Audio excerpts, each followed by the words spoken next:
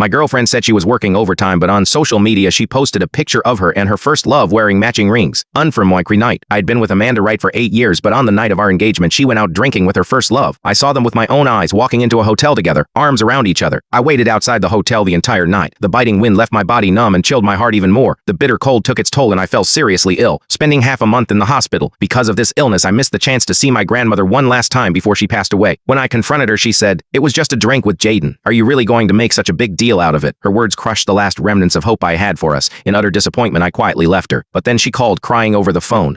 Are you really going to leave me?" On the night of our engagement I had prepared 999 roses and a candlelit dinner waiting for her to come home and celebrate. The clock ticked on, but she never showed up. I called her 5 times in my worry, but she didn't answer a single one. I saw her post on her social media's photo taken at her favorite bar. The image showed 2 tightly clasped hands both wearing matching couple rings. The caption read, "An unforgettable night." Alarmed, I rushed to the bar only to catch a glimpse of their backs as they left. Without thinking I followed them. I watched as they entered a hotel, arms entwined. It was then that I forced myself to accept the harsh reality. The man by her side bore an uncanny resemblance to me, even down to his style of dress. But then I realized my style had always been chosen by Amanda. Once, I'd found a photo in her bag, a picture of a young man, youthful and full of innocence. That boy had now grown into a mature and composed man. It turned out it was that man. When I asked her about it, she brushed it off, saying it was merely a keepsake from her youth. But today her keepsake had made its way to a hotel bed. Standing outside the hotel, I didn't have the courage to confront her. All I felt was overwhelming disappointment. My phone buzzed with a message from her. "I'm working late tonight. Go ahead and eat without me." I let out a bitter laugh. So this was what much working late looked like. Looking back now, I realized just how much of a cheap substitute I was. In our relationship, I was always the one to back down. Her moods were erratic, and when she was unhappy, she would often lash out, sometimes even physically. Yet I was always the one to apologize and make amends. I used to think that was just her personality, but now I understand it was simply because she didn't love me. I waited for 5 hours in the snow, only heading home as dawn broke. My legs were numb and I collapsed into the snow, shards of glass cutting into my knees. Blood flowed freely, but I didn't feel a thing. Back home, I tore apart the roses I had so carefully prepared, scattering petals across the floor. They looked like the shards of my broken heart. I stayed awake all night. The next morning, Amanda came back as if nothing had happened. Seeing the mess in the room, she frowned, her voice tinged with impatience. "But Janelle, what's wrong with you now?" I looked at her, waves of grief washing over me, but all I could muster was a dry whisper. "Anchitine, where were you last night?" Her eyes flickered with guilt for a moment before she regained her usual cold demeanor. "I told you I was working late. It got too late, so I slept at the office." I clenched my fists, my knuckles turning white. Taking a deep breath, I held up my phone with a sure of her social media post. Her face went pale, panic flashing in her eyes, though it was quickly replaced by anger.